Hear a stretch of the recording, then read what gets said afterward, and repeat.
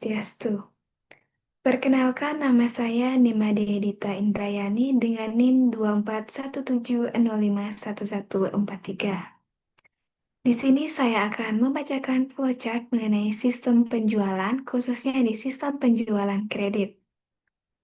Nah, dimulai dari bagian order penjualan, di mana bagian order penjualan tersebut menerima order dari langganan secara manual, dan dari order tersebut akan dihasilkan dokumen surat order yang akan digunakan untuk membuat surat order pengiriman faktur secara manual.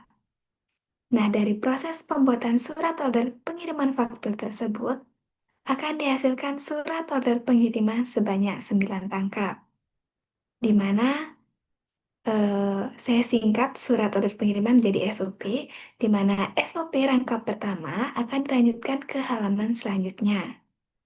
Kemudian, SOP rangkap kedua sampai dengan rangkap kelima akan dilanjutkan ke halaman berikutnya.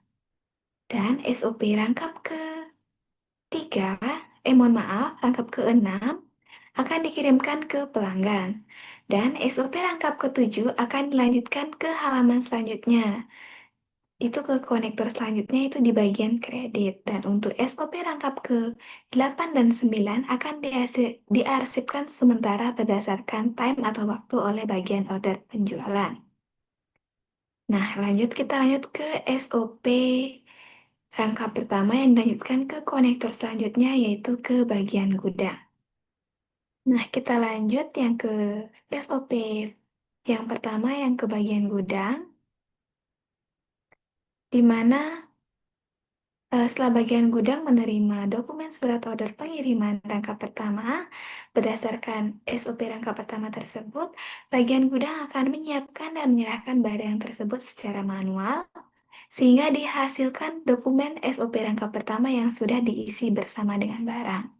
Kemudian, SOP rangkap pertama juga akan digunakan sebagai dasar pencatatan jurnal kartu gudang. Dan juga SOP rangkap pertama ini yang bersama dengan barang juga akan dikirimkan ke bagian pengiriman. Nah, berdasarkan SOP lembar pertama atau rangkap pertama yang bersama dengan barang, dan juga yang tadi di bagian order penjualan, di mana SOP rangkap kedua dan rangkap kelima dilanjutkan ke konektor selanjutnya, yaitu ke bagian pengiriman.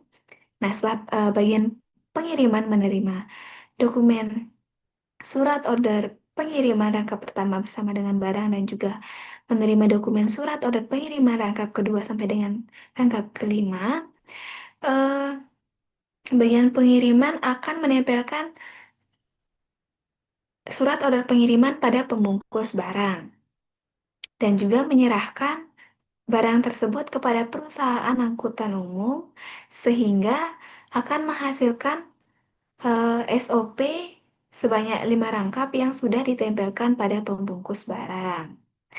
Nah, di mana SOP rangkap pertama itu akan dilanjutkan ke konektor selanjutnya, yaitu ke bagian order penjualan. Kemudian mohon maaf, SOP rangkap pertama dan kedua itu akan dilanjutkan ke konektor selanjutnya, yaitu ke bagian order penjualan. Kemudian yang rangkap ketiga akan diserahkan kepada perusahaan angkutan umum. Kemudian yang SOP rangkap keempat akan diarsipkan permanen berdasarkan numerik oleh bagian pengiriman. Serta yang kelima, SOP rangkap kelima itu akan ditempel pada pembungkus barang sebagai slip pembungkus. Kemudian kita akan melanjutkan ke SOP rangkap pertama dan kedua yang dilanjutkan ke konektor selanjutnya, yaitu ke bagian order penjualan.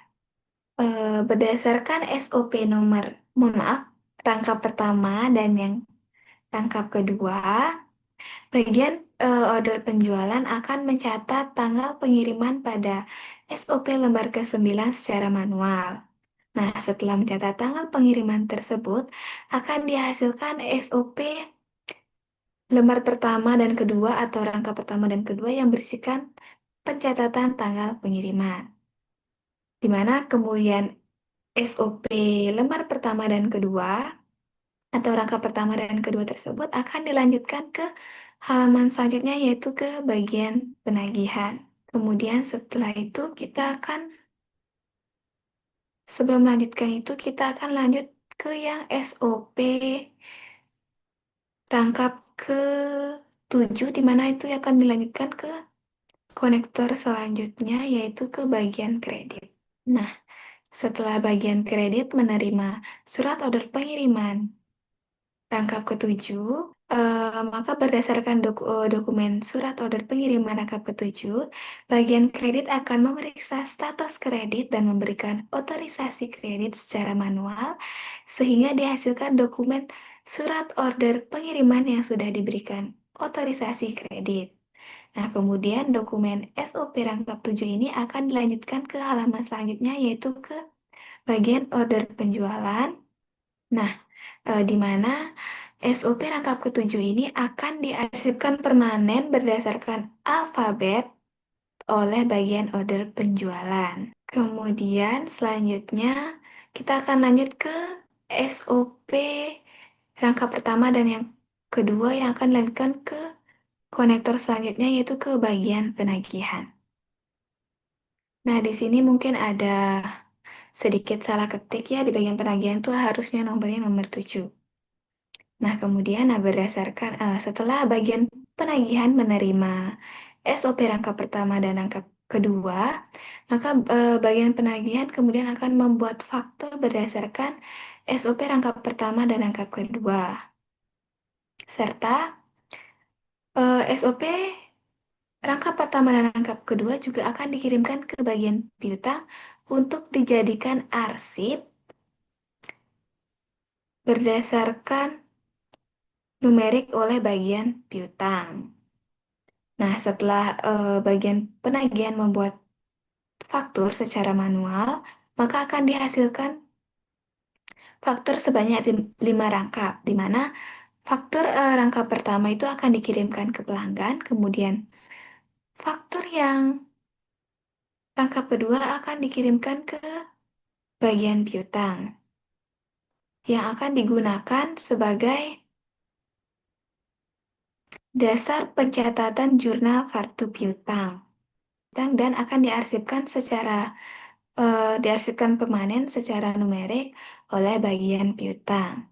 Kemudian dilanjutkan ke faktur rangkap ketiga itu akan dikirimkan ke halaman selanjutnya atau akan dilanjutkan ke halaman selanjutnya yaitu ke bagian kartu persediaan.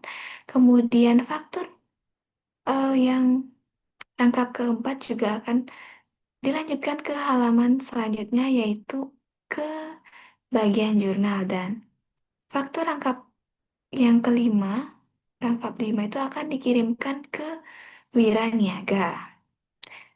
Selanjutnya kita akan lanjut ke faktur rangkap ketiga yang dilanjutkan ke halaman selanjutnya yaitu ke bagian kartu persediaan. Oke, yang akan dilanjutkan di bagian kartu persediaan itu setelah di mana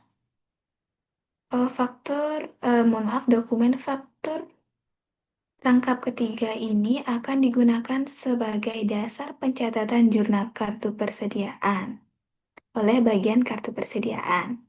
Nah, berdasarkan eh, jurnal kartu persediaan tersebut, bagian kartu persediaan akan membuat rekapitulasi beban pokok penjualan secara periode dan dibuat secara manual sehingga menghasilkan dokumen rekapitulasi beban pokok penjualan.